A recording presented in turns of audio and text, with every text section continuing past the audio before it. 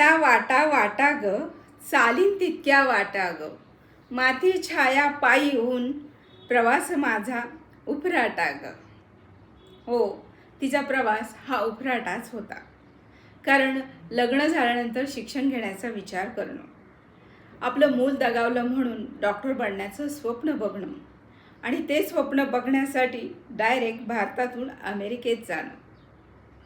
मी बोलत आहे आपल्या भारतीय पहिल्या महिला डॉक्टर बनण्याचा ज्यांना मान मिळाला आहे त्या आनंदीबाई जोशी, माझ्या कल्याणच्या त्या माहेरवाशीण. आजही कल्याणच्या पार नाक्यावर गेलात तर तिथे आनंदीबाई जोशी येथे राहत होत्या अशा नावाचा फलक तुम्हाला दिसून येईल. माझ्या कल्याणमध्ये आनंदीबाई जोशी यांच्या कर्तृत्वाचा इतिहास हा कायम जागवला जातो. तिचा जन्मदिन, तिचा स्मृतिदिन इथे आजही उत्साहाने साजरा केला जातो. कारण तिचं कर्तृत्व हे काळाच्या पुढचं होतं. तिने हे जे स्वप्न पाहिलं होतं ते साकार करण्यासाठी तिला मदत करणारे तिचे पती गोपाळराव जोशी ही हुशार तल्लख बुद्धीचे. त्यांनी एक तरी श्री शहाणी करून दाखवीन, शिकवून दाखवीन अशी शपथ घेतली होती. त्यांना ही अशी हुशार तल्लख बुद्धीची पत्नी मिळाली. त्यामुळे त्यांनी दोघांनी मिळून हे जे स्वप्न पाहिलं ते त्यांचं साकार झालं. त्यांनी दोघांनी जे हे स्वप्न पाहिलं होतं त्या स्वप्नाचा प्रवास सोपा नव्हता.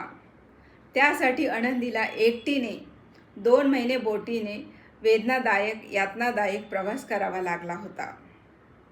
बर्फवृष्टी, थंडी या सर्वांना सामोरे जाऊन आनंदी या सगळ्या गोष्टी धाडसाने निभावत होती.